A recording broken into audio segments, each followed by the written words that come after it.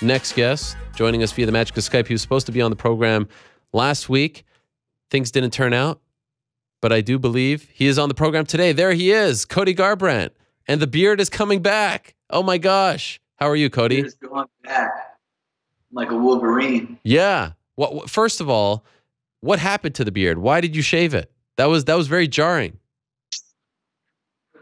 You know what? My barber that I usually get cut by, he went out of town, so I had to go with a makeshift barber, and the guy fucked me up. I mean, he brought my beard all the way up on my jawline, so I just shaved it into a mustache. Oh my gosh. That was the story.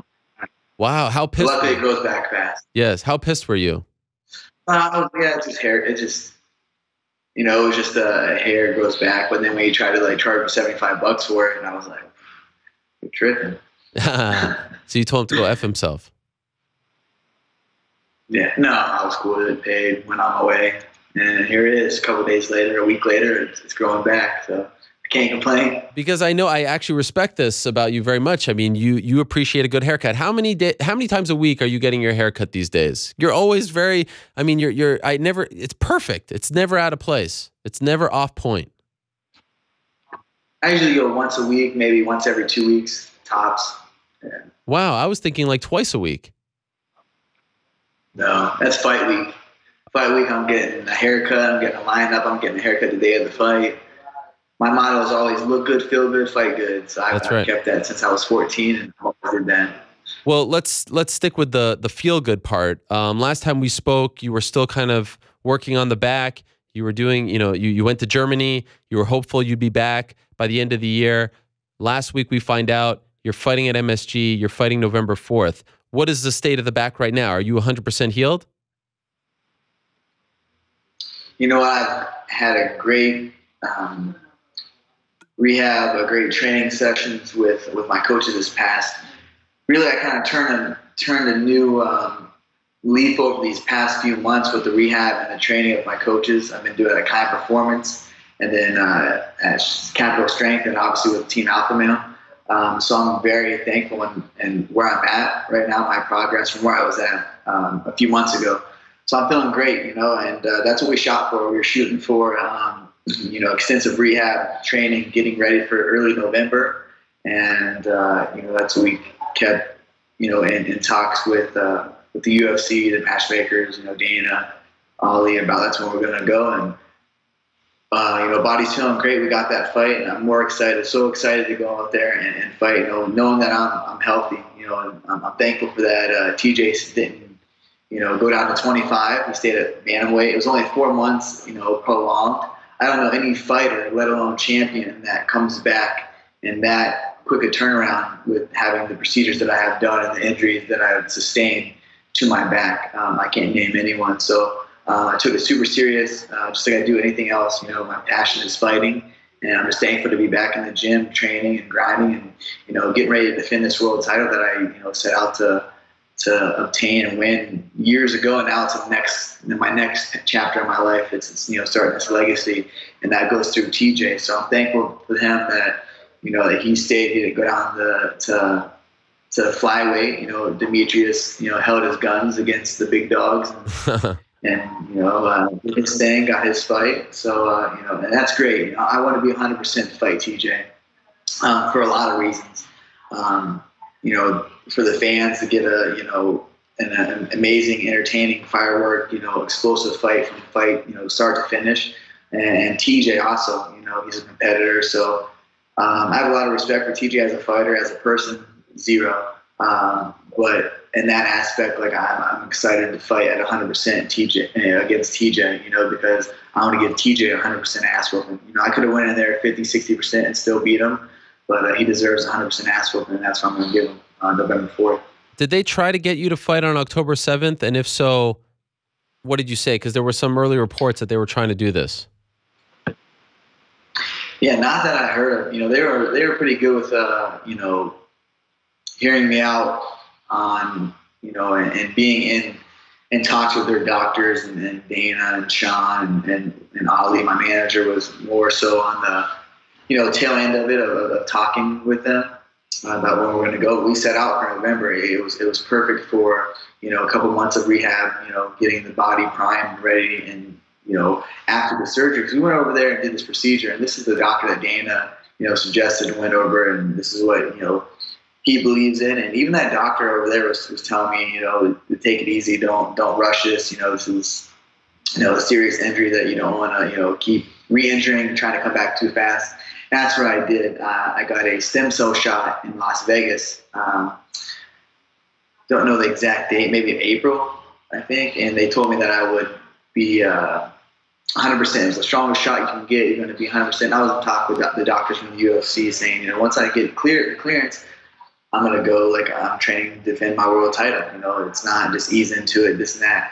And I lasted 2 days, and my back was worse than what it was. I think I actually ended up tearing it worse, and to where it was, you know, excruciating pain where I couldn't even walk. Wow. And I ended up calling Dana.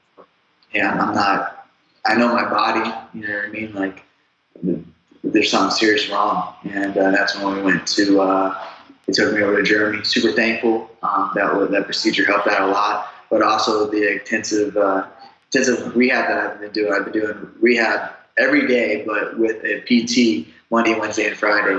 And we're really getting after it. And my body, I feel like a better athlete. I'm moving better. I'm quicker. I'm healthier. I feel great. I'm super thankful for the kind of performance and where I'm at right now.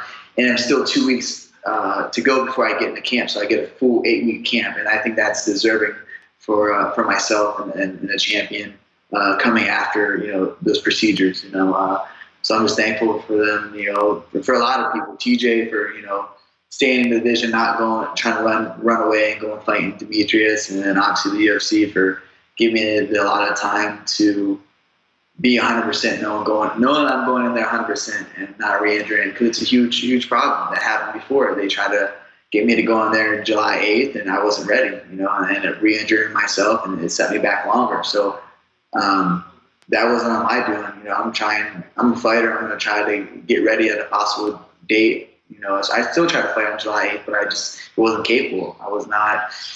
Something that it wasn't in the books, you know. But it's crazy because I always pictured myself fighting at Madison Square Garden.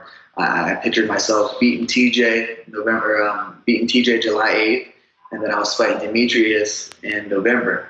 So it didn't matter.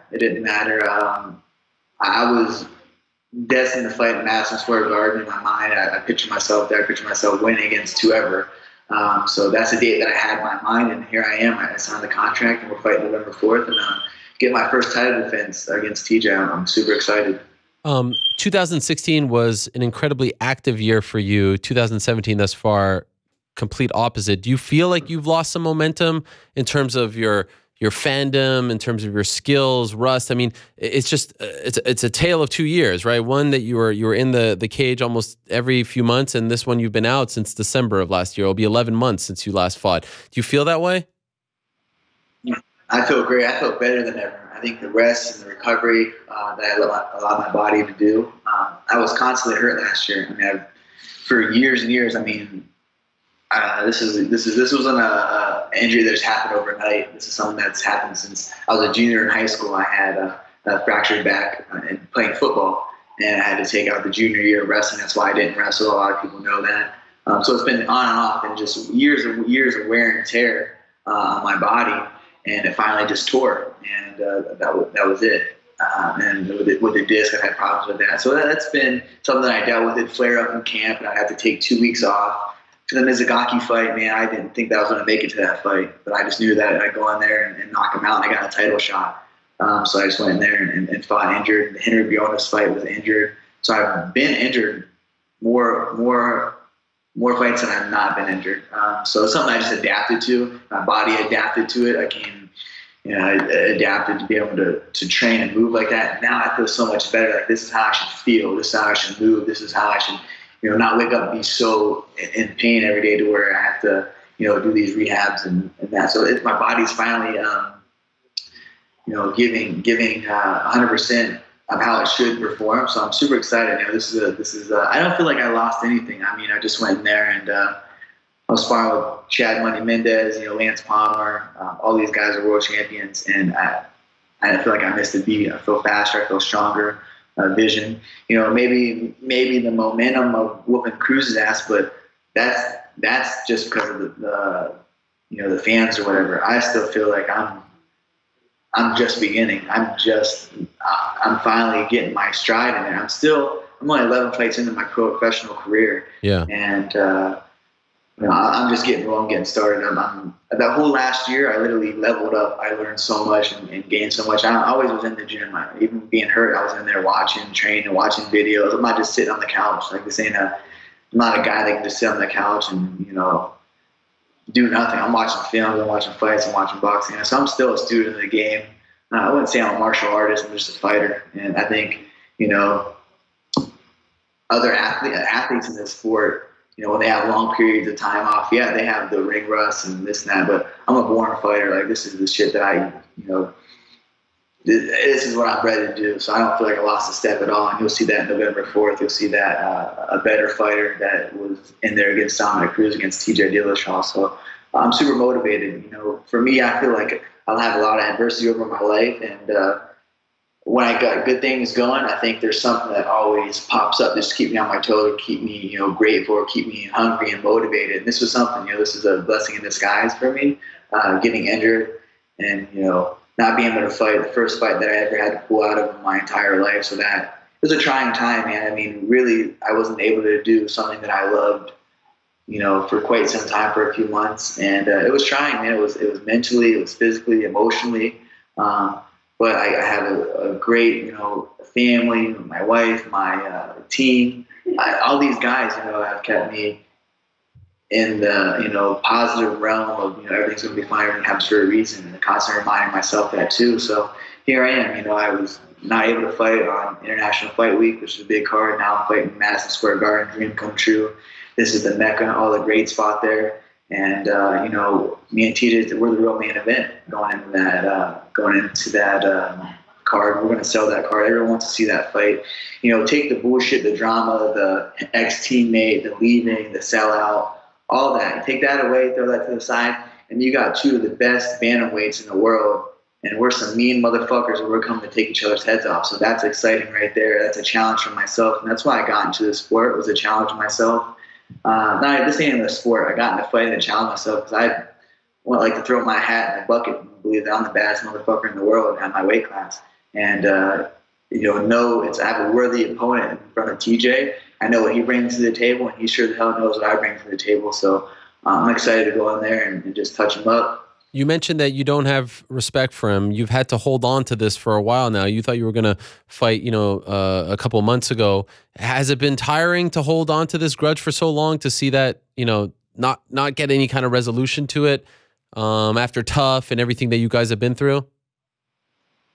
It was a lot, you know what I mean? Because I had to pull out of the fight, injury, that sucks. So he's going in the media. He was always quick to run to the media.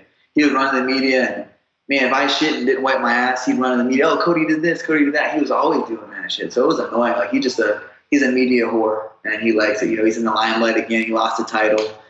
People started forgetting about him. So he runs that. He likes that. He honestly does. So it's a positive light for him, and it's good. He wants to sell the fight as well. So for me, it wasn't draining. It was like, for me, I was like, I'm not even focused on this fight. I'm focused on getting healthy. I'm focused on what I can control, and that's me and rehab and getting healthy. Then I focus on the fight. Now I started getting healthy. Now I'm like, hey, we're ready to go. November's coming up. We pushed. We got the fight. And, now the media's going to start back up. I'm fine with it because it's been going back and forth with that guy for months and months on end. And knowing that November 4th we're going to fight. And I'm finally able to settle this scores and move on with this chapter and move on to other adversaries. But TJ is my main focus right now. That fight right there excites me. It's always excited me. He's one of the guys that's I don't have respect for him as a human, as a person, on the stuff that he's done, but I do respect him as a fighter. And not even a fighter. He's not a fighter. He's an athlete. I respect him as an athlete. Because he's not a fighter, and you'll see that in the fight. Who's a real fighter and who's an athlete, and that'll be early on in the fight. Last week there was a bit of a storm with Aljamain Sterling. Can you clear that up? Would you like to say anything about all that and the accusations that he made about you? Guy's a race fighter, straight up. He's just race fighter. I don't like that guy. He got all mad because over a year ago I told him he was overrated. So now he starts running his mouth. I see a TMZ report that he said he's going to kill me. So I'm like, oh, you're going to kill me? So I screenshot that shit, sent it to him in DM, and he acted like a little bitch. And that's what he is. I should have called him a bitch, not a boy. I didn't know that was politically incorrect. I got a shirt that says "Hanging with the Boys." I call everybody a boy. Your boy, what's up, boy? Like, I didn't know that was politically incorrect. So I'm the least bit racist. And anyway, I have a sister that's married to, but I have a niece that's a mixed child. So for him to go out there and try to like ride off that fame, I told that fool, next time I see him, I'm gonna fuck him up. He trying to tell me I'm gonna get jumped and all this. He's just a bitch, and that's what he is. I should have called him a bitch, but. Yeah, he's just trying to. That's what I'm saying. He's off a win over Brow at a catchweight, and I don't even want to talk about that guy. But I just know next time I see him, he better have his fucking hands up, like I told him. What about Jimmy Rivera? Is he on your radar at all? He's coming off a big win. Says that he's close. He'd like to fight you, and thinks that you've kind of disrespected him as well. What do you make of him? Hey, that's free money. Both those dudes are free money for me. So after TJ, if Dom wants to come back out of retirement, whatever he wants to do, those are all free money. I like free money. I like 2 checks. So Dom, Demetrius, what the hell's his name? Oh, Jimmy, and the guy that wears the fake gold chain. Oh, Aljamain. Yeah, all those cats, they can get. That's free money for me. I told him to them, that's free money. So that's cool. I like being at the top. I like being that everyone's trying to climb to, because I'm sitting at the top and I'm loving it. So I'm working hard, if not as harder than I ever have before in my life, because I know how hard it is to get here, and it's even harder to stay on top. And I have all these little guys coming try to fight me, but like I said, I love free money. You know what I mean? Free money to me. Jimmy Rivera, that would be an easy fight. I just watched him with Almeida. Almeida hasn't been the same fighter since I took his soul. And, Jimmy Rivera hadn't hurt and couldn't even finish him. So that, yeah, all easy money to me. Easy money and free money. That's what I like. Last thing before I let you go, and it's great to see you smile. It's great to see you in great spirits. Cody, I'm just curious because... Yeah, I'm happy, man.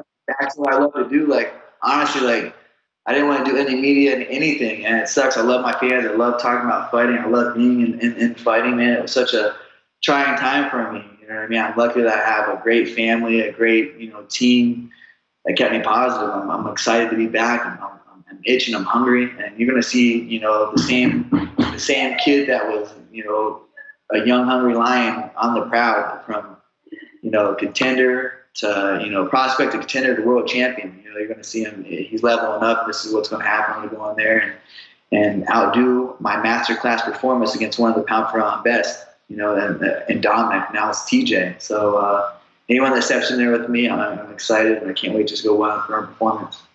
I can't wait to see it. MSG is the perfect platform for it. Just curious, Mayweather or McGregor? I got to ask, who's your pick? You know what? I would love for McGregor to do well in a boxing match.